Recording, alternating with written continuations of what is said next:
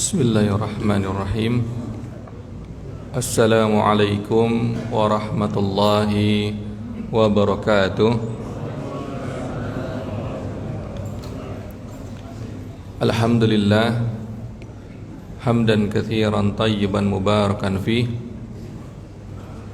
Wassalatu wassalamu ala sayyidina Muhammad imamul muttaqin wa qaidul mujahidin, ballaghur risalah wa nasaha lil ummah wa tarakana ala mahajjatil bayda lailuha kanahariha la yazigu anha ila halik amma ba'd.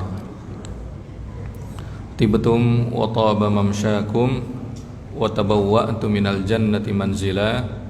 Bapak-bapak dan ibu-ibu jamaah salat subuh yang dirahmati Allah Subhanahu wa taala. Alhamdulillah pada kesempatan subuh ini kita masih diberikan kesehatan dari Allah Subhanahu wa taala, diberikan taufiknya sehingga kita dapat melaksanakan ketaatan kita kepada Allah, melaksanakan salat subuh secara berjamaah. Salawat serta salam kita curahkan kepada baginda besar Nabi Muhammad sallallahu alaihi wasallam, yang mana beliaulah yang telah berjuang dengan para sahabat membawa risalah Islam ini sehingga kita pada saat ini dapat menikmati indahnya risalah Islam itu sendiri. Bapak dan ibu-ibu sekalian, kita kembali mengkaji kitab Madarijus Salikin, ya, karangan daripada Ibnul Qayyim. Di sini kita hari keberapa sekarang ini? 9, Masya Allah. Mudah-mudahan kita semua selalu diberikan kesehatan sampai akhir Ramadan, ya, dan kita mendapatkan predikat takwa dari Allah Subhanahu wa taala.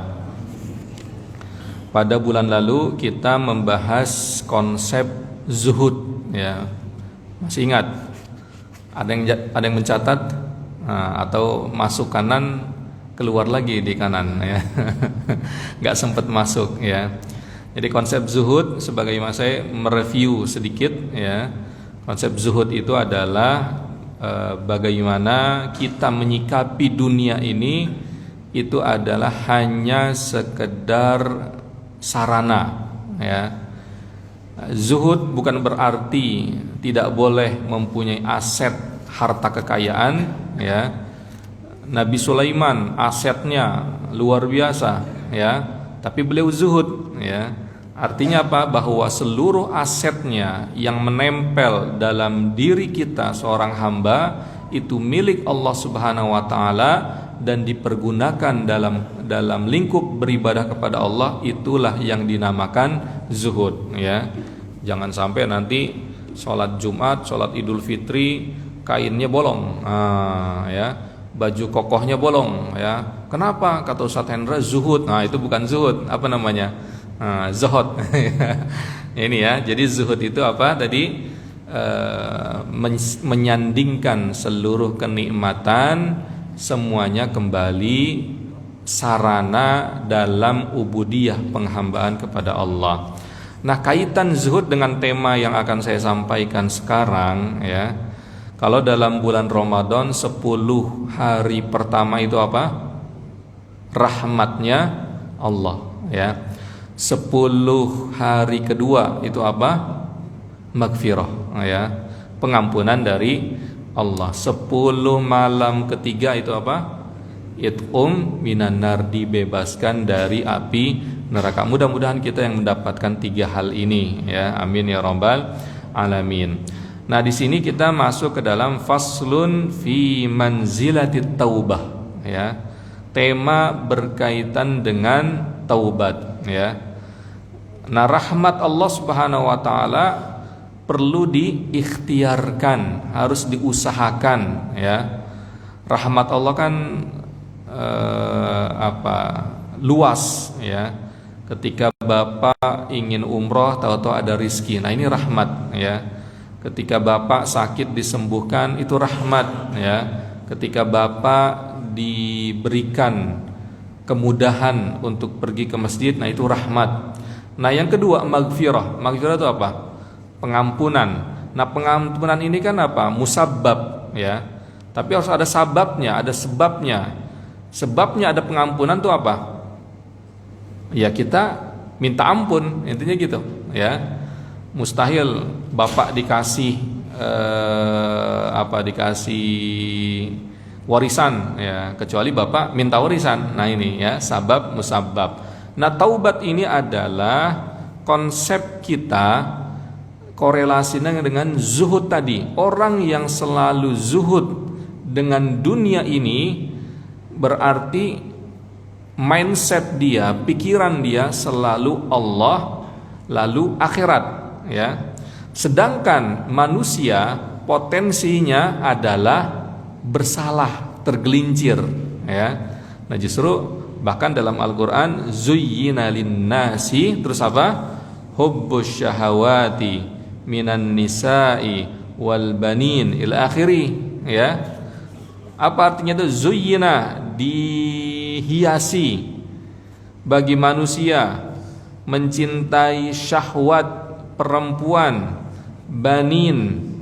Apa banin itu? Anak-anak. Nah, ini kalau ada bapak-bapak nggak suka perempuan, bukan perempuan, bukan laki-laki, ya, orang Thailand, ya. Fitrahnya kita seperti itu. Kalau ada ayah dan ibu nggak suka anak-anak, bukan manusia. Wal qanatir al buqantara, terkadang kendaraan dan lain-lainnya, perhiasan, ya. Fitrah kita seperti itu, ya. Nah, kalau di sini dikatakan bahwa sebagaimana fitrahnya anak kecil itu sukanya apa? Mainan, ya. Kalau ada mainan lari dia. Tapi kalau di rumah, aduh sakit perut, ya. Tuh ada temennya itu nyamperin tuh, sakit perutnya hilang, ya. Nah, ini fitrah kita. Berarti apa? Potensi kita menyukai dunia ini, potensi kita melakukan kesalahan, ya. Nah, itu tadi. Kita nggak bisa ideal. Nah, zuhud itu apa? Ideal kita mengharapkan ridha Allah Subhanahu wa taala. Dunia itu adalah sarana untuk mendapatkan akhirat kita atau kehidupan akhirat nanti. Akan tetapi ternyata ada halangan, rintangan yang berbentuk apa? Duniawi. Potensi kita sebagai manusia yang selalu melakukan kesalahan. Nah, sebenarnya hal-hal seperti ini sengaja Allah perbuat seperti itu. Nih, sengaja nih ada dunia iming-iming, ya. Ini sengaja nih potensi manusia bersalah supaya apa? Supaya kita bertaubat intinya, ya. Jadi taubat itu bukan apa yang bersalah saja. Memang setiap kita pasti bersalah, intinya gitu, ya. Coba kita di sini dikatakan wa manzilut taubah awwalul manazil wa awsatuha wa akhiruha. Jadi taubat itu mau di awal, mau di tengah, mau di akhir, itu kita harus bertaubat, ya. Jangan nunggu banyak dosa dulu. Justru dosa kita ini nggak kita sadari, intinya gitu, ya. Nah, ini kaitan dengan 10 hari yang kedua di bulan suci Ramadan. Berarti maghfirahnya Allah ada, ya, tetap ada, tetapi harus kita ikhtiarkan. Maka di sini watubu ilallahi jami'an ayyuhal mu'minuna la'allakum tuflihun. Nah, tubu, bertaubatlah kepada Allah Subhanahu wa taala jami'an, kalian semua, ayyuhal mu'minun, hai orang-orang beriman, la'allakum tuflihun, supaya kalian menjadi hamba-hamba yang beruntung. Nah, di sini tadi saya katakan taubat itu kapan? Bukan di akhir. Terkadang taubat nanti aja ketika sudah pensiun. Taubat nanti aja kalau sudah sakaratul maut. Justru taubat itu bagi seorang beriman. Coba dalam ayat ini kita lihat. Allah menyandingkan kata-kata taubat. Yang kedua al-iman, al-mu'minun di sini. Yang ketiga muflihun, la'allakum tuflihun, al-falah, kemenangan. Kemenangan di sini maksudnya adalah surga, kesuksesan di dunia dan di akhirat. Berarti ciri orang yang beriman adalah selalu bertaubat. Apakah orang beriman banyak salahnya? Enggak. Dia punya salah, tapi dia sensitif berkaitan dengan dosa sehingga dia banyak tobat dan tobat. Tobat ini kalau kata lainnya apa? Minta ampun, istighfar, astagfirullahaladzim, itu artinya apa? Ya Allah, ampuni saya, ya. Lalu yang disandingkan dengan redaksi yang ketiga, la'allakum tuflihun, supaya kalian beruntung. Nah, ternyata orang yang punya masalah banyak, punya apapun yang begitu pelik, dengan istighfar la'allakum tuflihun, ada solusinya. Di zaman Nabi Nuh, ketika paceklik, ketika ada penyakit menular, apa nasihat daripada Nabi Nuh? Fastaghfir, ya, rabbakum innahu kana ghaffara. Istighfarlah, minta ampunlah kepada Allah, ya. Nah, ini di sini dikaitkan taubat, keimanan, lalu al-falah. Bahkan Rasulullah sallallahu alaihi wasallam yang maksum itu apa? Tidak pernah melakukan dosa. Beliau, ya ayyuhan nas tubu ilallah fa wallahi inni la atubu ilaihi fil yaumi aktsara min 70 marrah, riwayat Imam Muslim. Apa kata Rasulullah? Hai manusia, bertaubatlah kepada Allah, fa wallahi, demi Allah, an inni la atubu, sesungguhnya saya taubat dalam satu hari itu lebih dari 70 kali, diriwayatkan oleh Imam Muslim. Ini Rasulullah, ya. Tadi saya katakan Rasulullah punya dosa nggak? Nggak punya dosa, ya.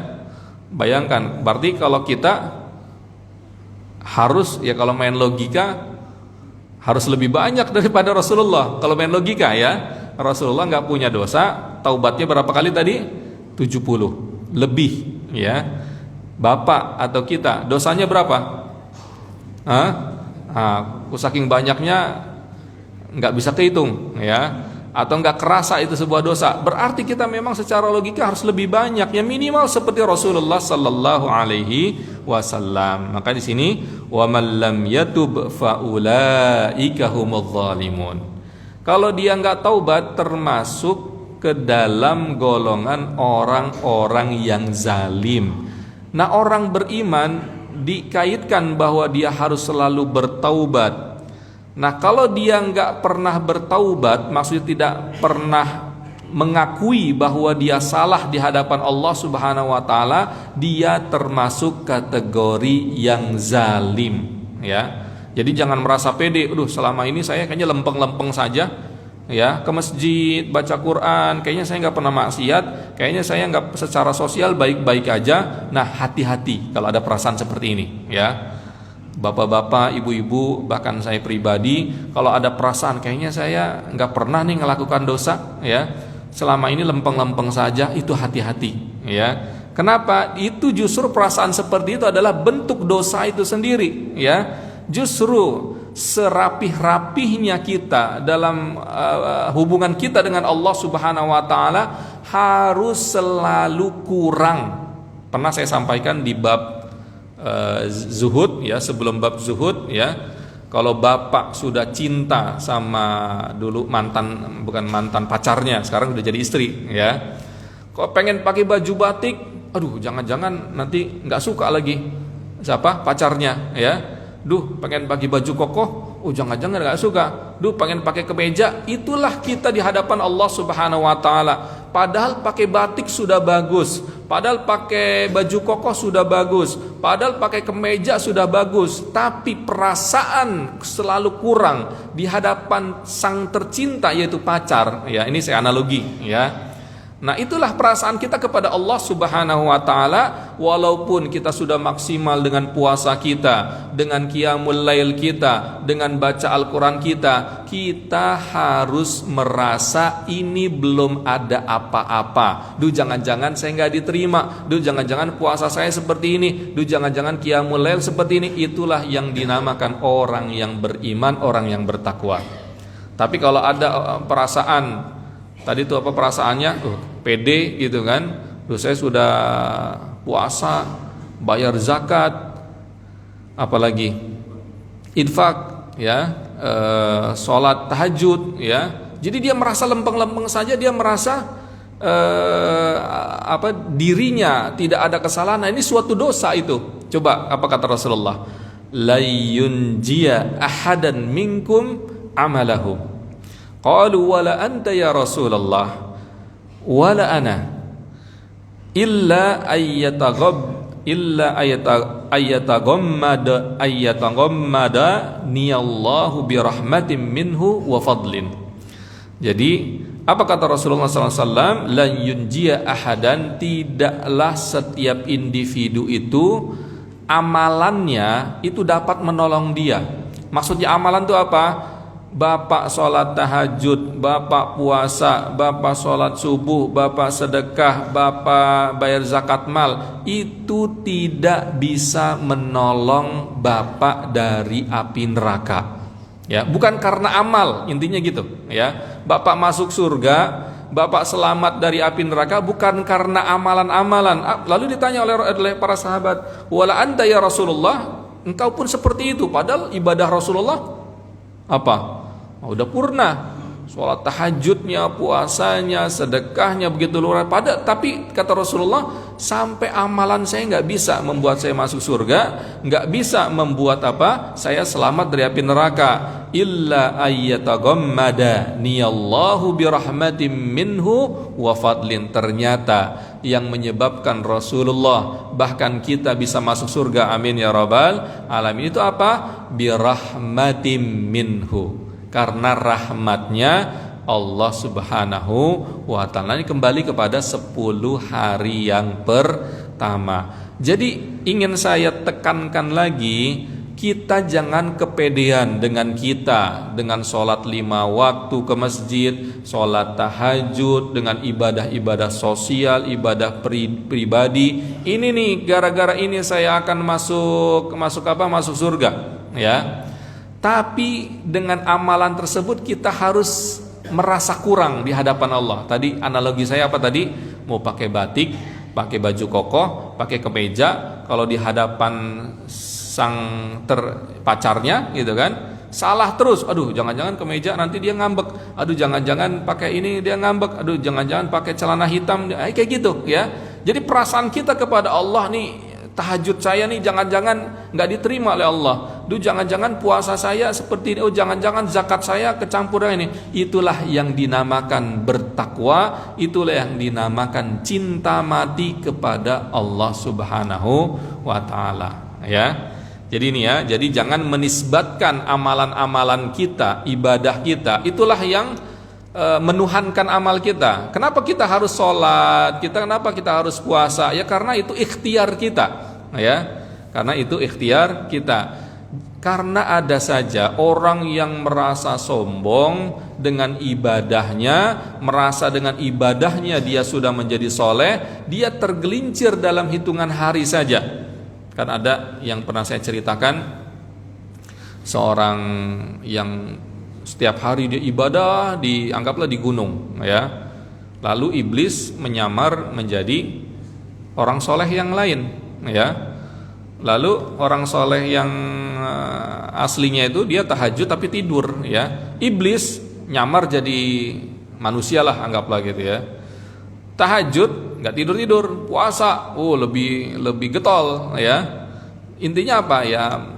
Kamuflase, ya, untuk menggelincirkan si pemuda tersebut. Hanya si pemuda tersebut nyamperin iblis yang berbentuk manusia. Ente kesoleh banget ngalahin saya. Selama ini kirain saya yang paling soleh, amal saya yang paling banyak, ya. Nah, kenapa dia bisa tergelincir? Akhirnya kata iblis tersebut, tahu nggak, saya ini sebelum seperti ini saya menjadi orang yang maksiat, katanya.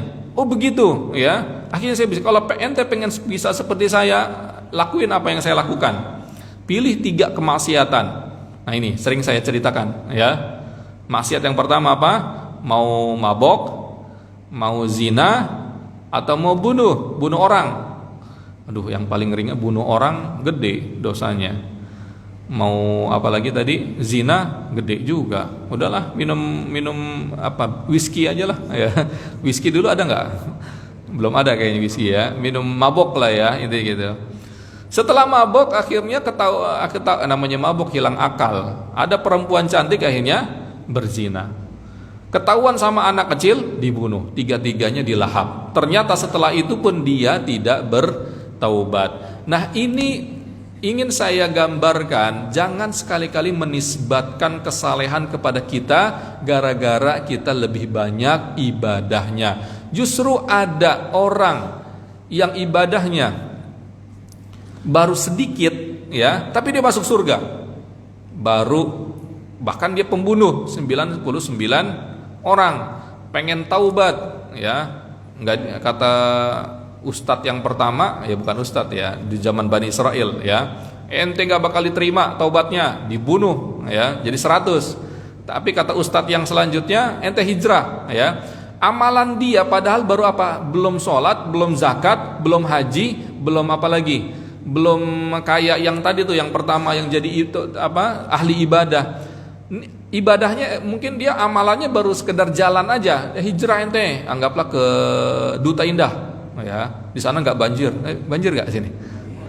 Banjir dikit, ya, banjir dikit, ya, di sana banjir dikit, nggak banjir banget, ya, ya.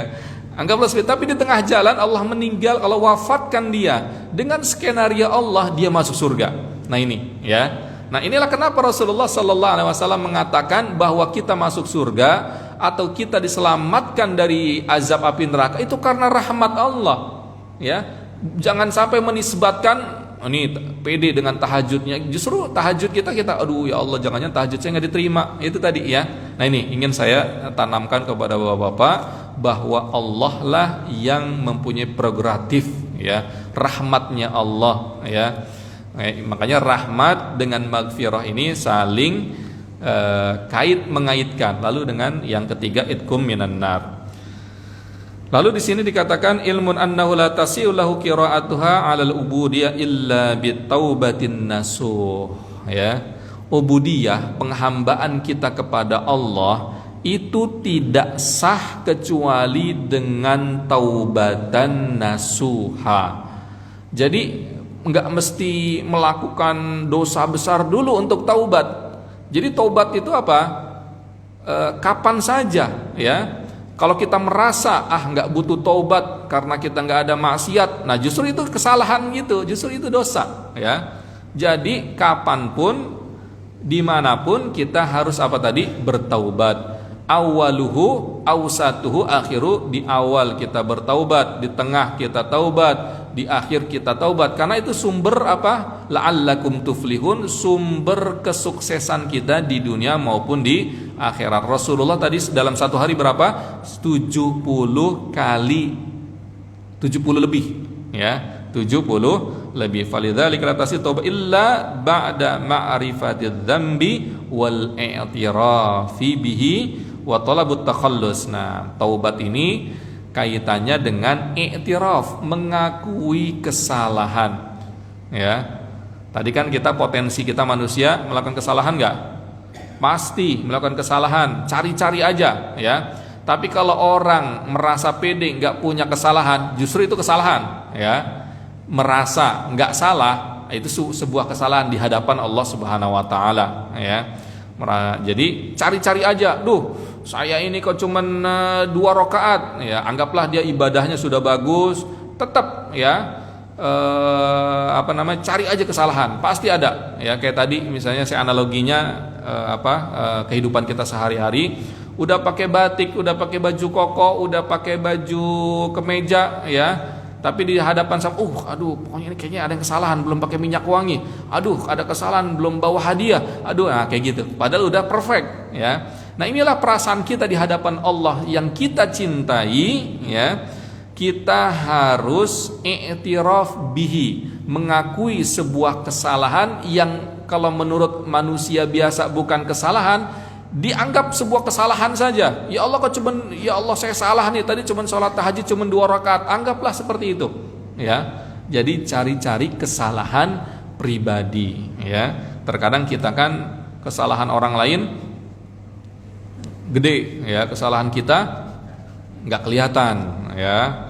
Nah, ini gambaran kita, ya, gambaran kita bahwa kita ternyata Kenapa kita jarang taubat? Ya karena kita ngelihat orang lain terus. Justru kita lihat diri sendiri, kita berbicara kepada diri kita pribadi. Orang seperti ini lebih dekat dengan ketakwaan, ya. Mudah-mudahan kita bisa seperti ini, ya. Amin ya rabbal alamin. Wa may ya'tasim billahi faqad hudiya ila siratim mustaqim, ya. Nah, ini kaitannya i'tisam billah. Ikatan Allah, kita selalu punya keterkaitan dengan Allah, ya. Tadi kan ibaratnya pacar. Kalau Allah kan yang kita cintai, ya. Kalau Allah sudah kita cintai, segala sesuatu i'tisam, kita punya ikatan, ya. Allah dan Allah. Nah, ketika kita sudah mempunyai ikatan kepada Allah, biasanya kita dijaga untuk tidak bermaksiat, ya. Walaupun seperti itu, tetap harus bertaubat, ya. Taubat dan taubat. Seorang Nabi Yusuf contohnya, ya. Seorang Nabi Yusuf diajak berzina, ya. Laula ar-ra'a burhan rabbi, dalam surat Yusuf.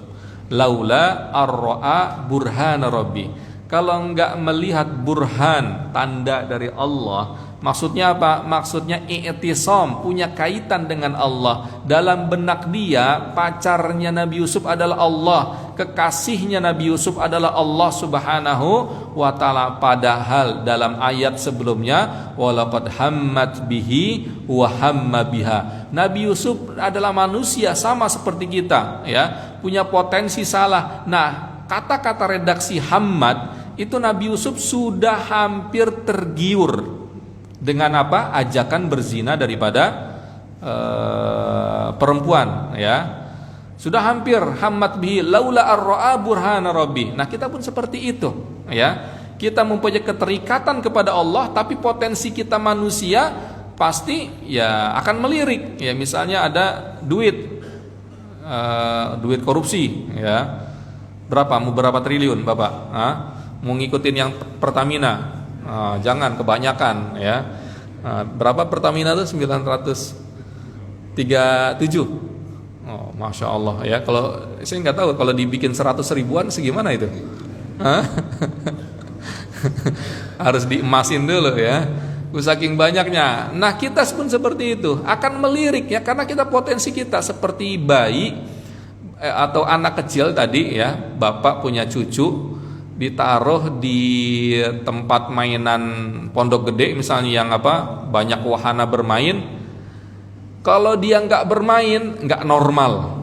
Nah, intinya gitu, ya. Kalau dia diem aja, nggak normal, umur 5-6 tahun. Nah, begitu juga kita, ya. Di depan duit, walaupun duit gratifikasi, duit duit korupsi, ya, nggak ngelirik, nggak normal, ya, nggak normal, ya.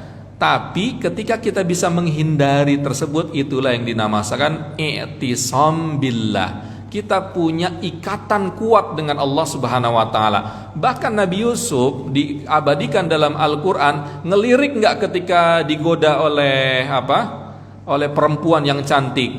Ngelirik, sudah redaksinya apa tadi? Walaqad hammat bihi wa hamma biha. Udah menggebu-gebu, ya.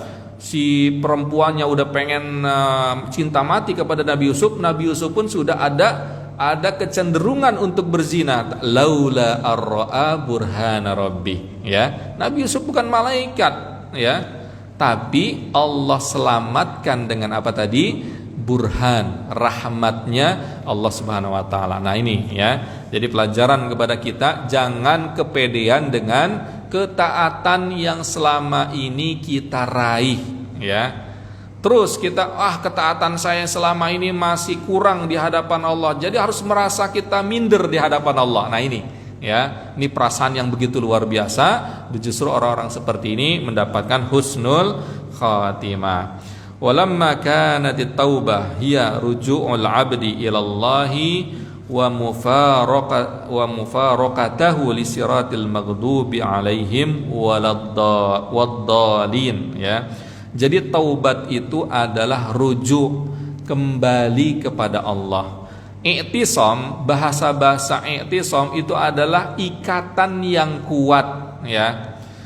Kalau bapak ngiket tandu, ya, itu kan harus kuat. Kalau tandunya nggak kuat, orang yang ditandu jatuh nggak? Jatuh, ya.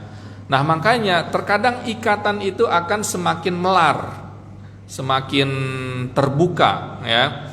Nah, ketika semakin terbuka, tandu itu akan tidak kuat. Nah, oleh karena itu dengan taubat itu adalah menguatkan tali ikatan tadi, tali hubungan kita dengan Allah Subhanahu wa taala. Jadi memang kita diarahkan bukan hanya sekedar mencintai Allah atau Allah kekasih kita, tapi punya ikatan yang kuat. Nah, ini, ya. Karena potensi kita, Allah uji kita, melar lagi tuh, ya, melar lagi, kita kuatin lagi ikatannya, melar lagi, kita kuatkan lagi ikatan kita, i'tisam billah, ikatan kita dengan Allah Subhanahu wa taala, ya. Nah, ini makanya udwanani. Nah, yang membuat melar tali ikatan kita dengan Allah Subhanahu wa taala itu dua. Yang pertama apa? Wa nasrukum ala anfusikum, diri kita, syahwat, ya. Yang kedua apa? Syaitan, ya. Dua ini, ya. Nah, kenapa Allah menciptakan syahwat? Kenapa Allah menciptakan setan? Ya, namanya ujian di dunia, ya. Kalau nggak ada setan, nggak ada syahwat, semuanya di masjid, terus nggak ada yang ke pasar, nggak ada yang korupsi, ya. Ya, bukan dunia itu namanya. Namanya dunia adalah darul bala, tempatnya kita diuji, ya. Kita harus merasa itu, ya. Nah, itu pun bahkan kata Rasulullah sallallahu alaihi wasallam bahwa Rasulullah sallallahu alaihi wasallam itu hanya sebagai fasilitator. Untuk apa? Kita mendapatkan hidayah, ya. Rasulullah menyampaikan, ayo sholat, ayo puasa, ayo sedekah. Dia mau sholat, dia mau sedekah, dia mau ngikutin Rasulullah, itu bukan hak prerogatifnya daripada Rasulullah.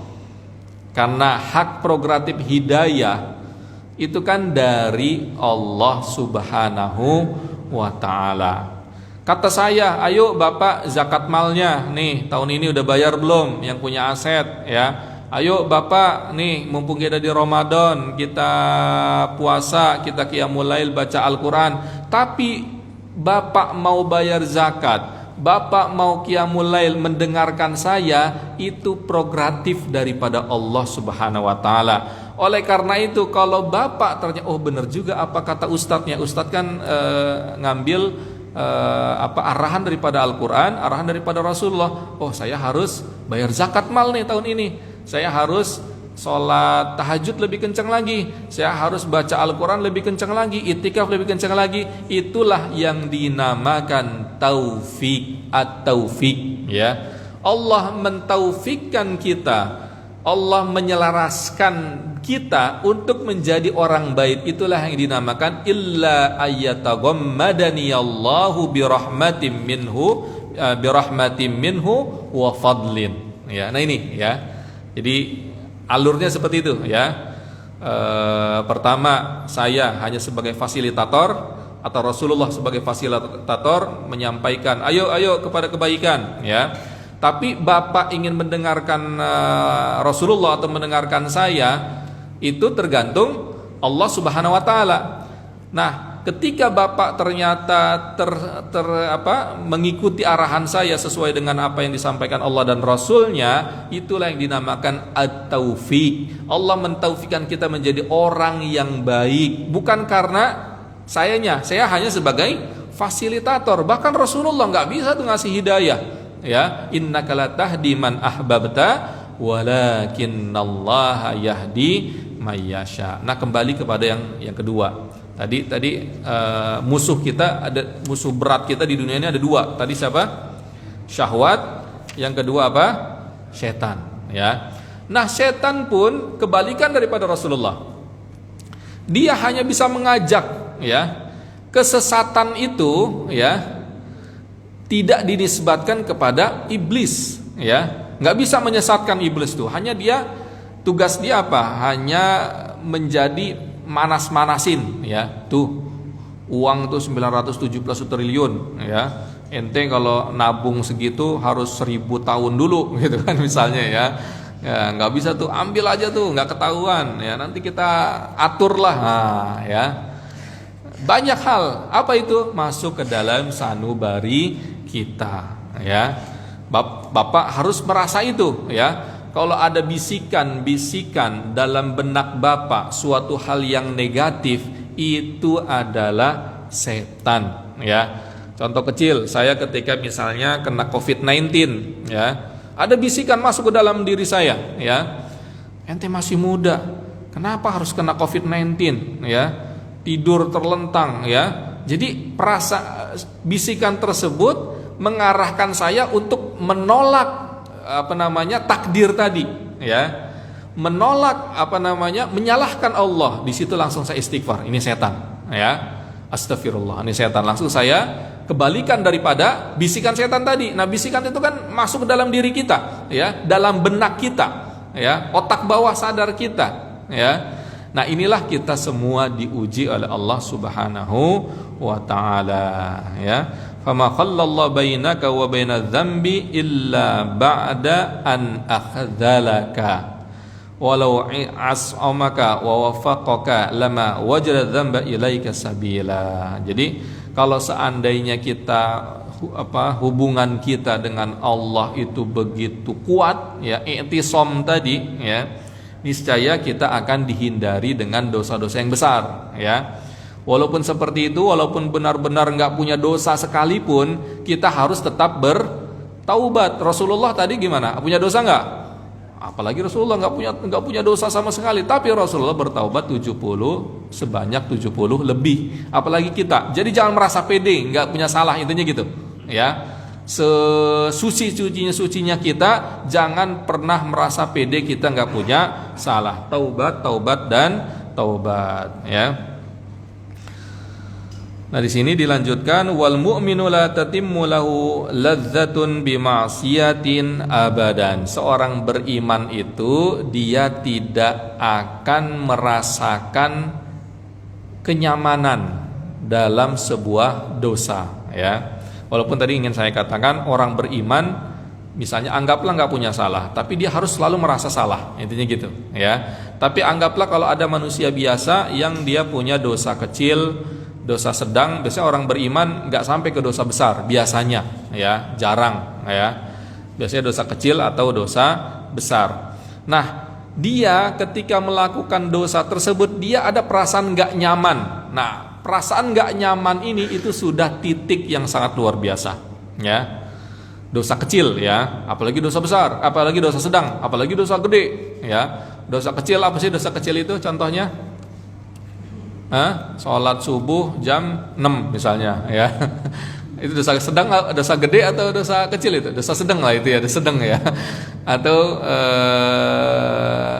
ketiduran ketiduran habis sholat maghrib, ketiduran jadi sholat isya-nya nggak di masjid. Nah, contohnya gitu ya. Baca Al-Quran cuman sedikit. Nah, itu dosa kecil ya. Dalam satu hari harusnya banyak tapi hanya satu halaman, atau mungkin dalam satu hari nggak baca Al-Quran ya. Jadi kalau ada perasaan nggak nyaman itu udah titik yang bagus. Nah, ini karena di sini wal mu'minu la tatimmu lahu ladzatun bi ma'siyatin abadan. Jadi orang beriman itu ada perasaan nggak nyaman ya. Nah, tapi kalau misalnya dengan suatu dosa dia nyaman anteng-anteng aja, nah ini hati-hati ya. Karena jiwa kita tuh seperti itu ya. Fa innahu law kana hayyan la ahzanahu irtikabuhu. Jadi kalau dia hatinya itu hidup, ketika ada dosa kecil dia pasti sedih, nggak nyaman ya. Makanya para sahabat tuh kayak gitu, sensitif. Kenapa para sahabat tuh begitu luar biasa dalam menyikapi dosa? Hatinya hidup ya. Pernah saya sampaikan Umar bin Khattab. Kalau Umar bin Khattab kalau sudah masuk Islam kan anggaplah nggak ada dosa, anggaplah ya. Tapi dia merasa berdosa terus, ya. Bayangin ya. Coba kalau Umar bin Khattab ada di sini, saya tanya siapa di sini yang paling sedikit dosanya? Siapa yang jawab? Ya pasti Umar bin Khattab, ya. Tapi yang paling merasa paling banyak dosanya justru Umar bin Khattab, ya. Nah ini gambaran kepada kita. Kita jangan merasa pede dengan capaian ibadah yang kita capai pada titik ini. Ya, justru harus merasa kurang dan kurang. Ya, masuk ke dalam syaraitu taubah. Ya, syarat taubat itu gimana Ustaz? Tadi kan konsep taubat bagaimana di kalangan para sahabat ya. Bagaimana awaik atau rintangan dalam melakukan taubat tersebut. Nah, syarat taubat itu ada 3 ya. Tadi saya ulangi lagi, saya titik beratkan lagi. Taubat itu nggak mesti punya dosa dulu ya. Merasa kita tidak punya dosa itu sebuah dosa ya. Jadi dengan capaian kita sekarang, apakah nggak butuh taubat? Butuh taubat, intinya gitu ya. Nah syaratnya apa? Yang pertama an-nadam, menyesal ya. Coba kalau saya analoginya tadi untuk bisa lebih dekat pemahaman kepada bapak-bapak dan ibu-ibu tadi tuh yang pacar lah anggaplah ya. Udah pakai rapih kemejanya dimasukin ke dalam. Nah, Pak Adib waktu masih muda mungkin ya. Udah pakai kemeja wangi ya. Tapi ketika berhadapan dengan sang pacarku saking cintanya, aduh kan kayaknya sih saya nggak cocok nih pakai kemeja. Bagusnya pakai baju kokoh ya. Nah, dia merasa bersalah, duh jesel saya pakai kemeja padahal udah rapi. Nah, ini ya. Jadi ketika kita berhubungan dengan apalagi kepada Allah sang kekasih kita. Nah ini ciri orang yang kenapa husnul khotimah ini kayak begini nih ya. Dia cinta kepada Allah ya. Dia senang ketika lagi meninggal tersebut, ketika menghadapi sakaratul maut. Tapi dia sedih juga, ya Allah amalan saya kayaknya belum ada apa-apanya ya. Padahal dia sudah berjihad, padahal dia sudah qiyamul lail, padahal udah seperti ini dan seperti itu. Tapi ada yang ya Allah kayaknya malu nih ketemu dengan engkau. Tapi dia senang juga gitu. Nah ini ya. Jadi antara perasaan itu, jadi an-nadam, menyesal ya. Menyesal kenapa? Kalau bagi orang beriman menyesal, aduh kok cuman baca Qur'annya sebentar 1 halaman. Duh, kenapa tadi saya tidak sedekah ya? Duh, kenapa saya tidak seperti ini dan seperti itu, lebih giat lagi. Nah, ini orang beriman ya. Al-iqla ini kalau dalam bahasa Arab seperti kalau gigi dicabut itu namanya iqla ya. Atau paku dipakai palu itu kan. Nah, itu iqla namanya, dicabut ya. Berarti kan dosa kita, kesalahan kita cabut ya. Tapi kalau orang beriman tadi saya katakan jarang yang sampai dosa besar ya. Dosa kecil tergelincirnya ya, dosa kecil atau dosa sedang. Nah, dosa kecil itu pun digedein ya. Walaupun anggaplah nggak punya dosa, dicari-cari dosa pribadi. Nah, ini orang beriman. Jangan sampai kita sibuk sama dosanya siapa? Orang lain ya. Ente dosa ya, ente kayaknya ahli neraka nih ya. Kayaknya saya melihat di wajah ente wajah-wajah neraka. Jangan seperti itu ya. Orang nggak mau ke masjid lagi ya. Bahaya ini ya. Wajahnya wajah neraka. Habis itu nggak mau ke masjid lagi dia ya. Padahal baru dekat sama masjid. Yang ketiga apa? Al-i'tidar ya. I'tidar itu mohon ampun, ya Allah maaf ya. Ini penjelasannya sebenarnya banyak ya. I'tidar ini jadi ketika kita merasa melakukan kesalahan, kita harus ada perasaan kita ini lemah ya. Contohlah ya, contoh kecilnya misalnya kemaksiatan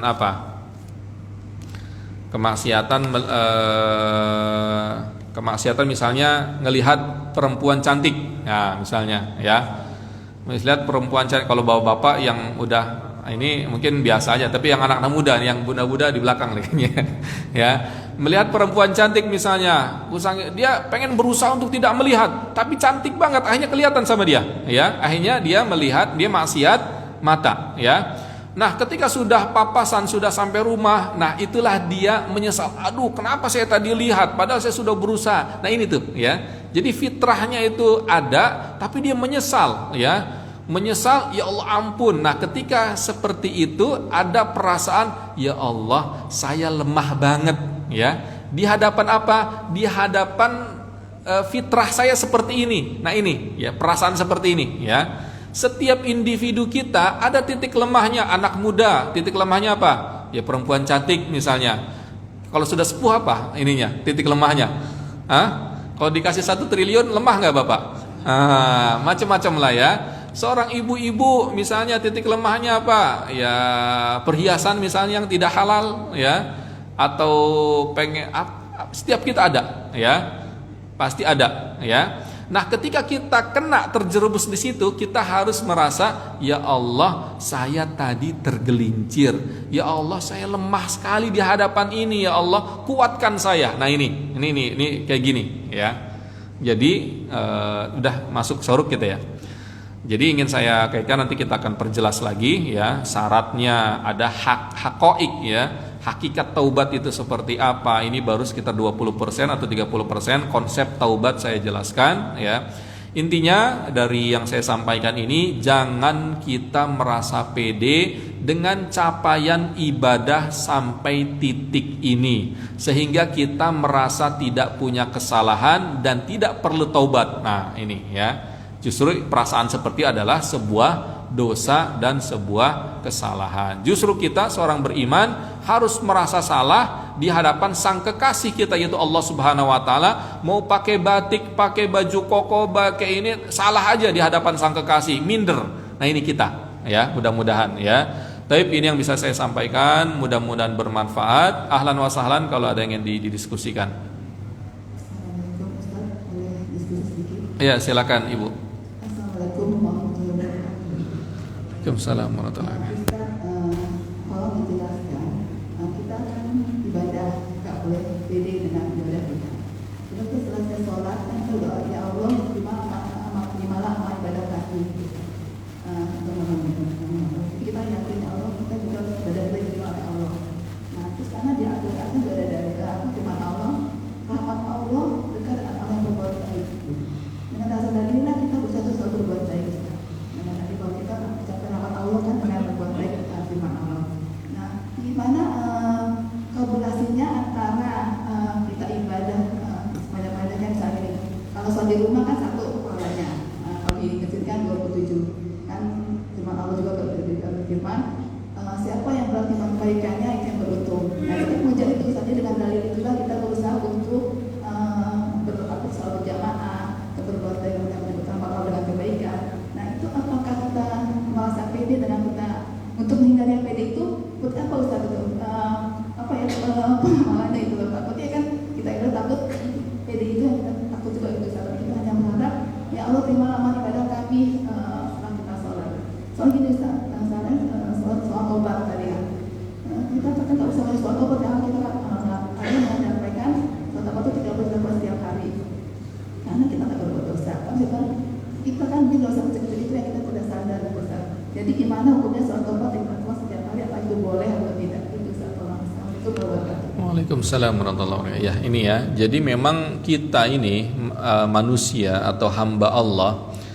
Kalau bahasa saya, kita ini memang harus selalu minder di hadapan siapa? Sang kekasih. Siapa itu? Allah Subhanahu wa taala. Kenapa kita harus minder? Karena kita pengen sempurna di hadapan Allah, tapi kita tidak sempurna. Nah, ini justru Allah suka yang kayak gitu.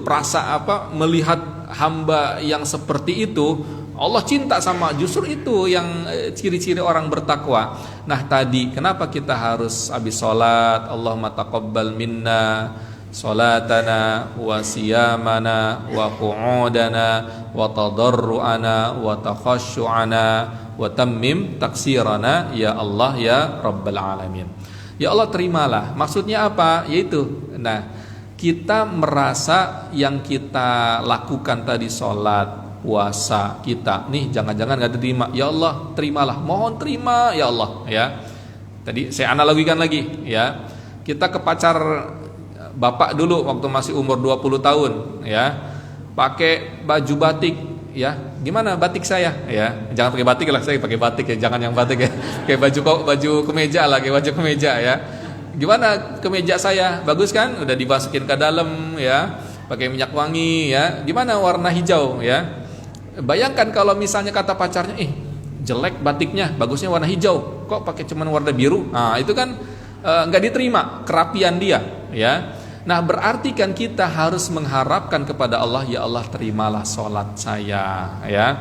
Ada perasaan pede optimisme, tapi ada perasaan galau nggak diterima. Itu memang kita harus seperti itu, galau minder di hadapan Allah. Jangan kita galau minder di hadapan manusia, tapi harus di hadapan Allah. Inilah yang dinamakan i'tisam. Kita ini punya keterikatan yang begitu kuat kepada Allah, ya. Minder tadi kepada Allah, ya. Kalau kita bisa minder kepada Allah, pertahankan itu, husnul khotimah 90%, ya. Lalu kaitannya dengan ibadah sosial, ya, melakukan ibadah dan lain-lainnya. Nah, itu adalah ikhtiar kita, ya. Dengan melakukan sosial, ibu-ibu sembako, Jumat berkah, apalagi ibu-ibu biasanya nyiapin iftar, ya, ngordinir sana, ngordinir sini, majlis taklim. Nah, itu ikhtiar kita kepada Allah Subhanahu wa taala. Adapun diterima atau tidak itu adalah hak prerogatif Allah Subhanahu wa taala. Oleh karena itu, perasaan tadi secara jasmani kita melakukan amal-amal yang soleh, tapi secara hati kita minder kepada Allah. Jadi kalau bahasa lain dinamakan ar-roja, ya, al-khauf war-roja. Kita merasa optimisme dengan pakai baju kemeja di hadapan acara, tapi kita takut juga, jangan-jangan gak suka kemeja. Nah, itulah kita di hadapan Allah itu, Bu, tadi, ya. Jadi silakan ibu semaksimal mungkin melakukan amal-amalan ibadah pribadi, ibadah sosial, ya, sebanyak-banyaknya, tapi dalam hati ibu ada perasaan minder kepada Allah. Duh, jangan-jangan gak diterima, ya Allah terima please. Nah, kayak gitu, ya. Duh, jangan-jangan Allah gak suka nih, ya Allah please. Nah, kayak gitu. Jadi hati ibu bergejolak di hadapan Allah. Itulah yang dinamakan al-ismah, i'tisam billah, ya. Tapi ada lagi, silakan. Udah pada lapar, padahal baru 1 jam ini, ya. Tapi karena tidak ada lagi, jazakumullah khairan, kurang lebihnya mohon maaf. Billahi taufiq wal hidayah. Wassalamualaikum warahmatullahi wabarakatuh.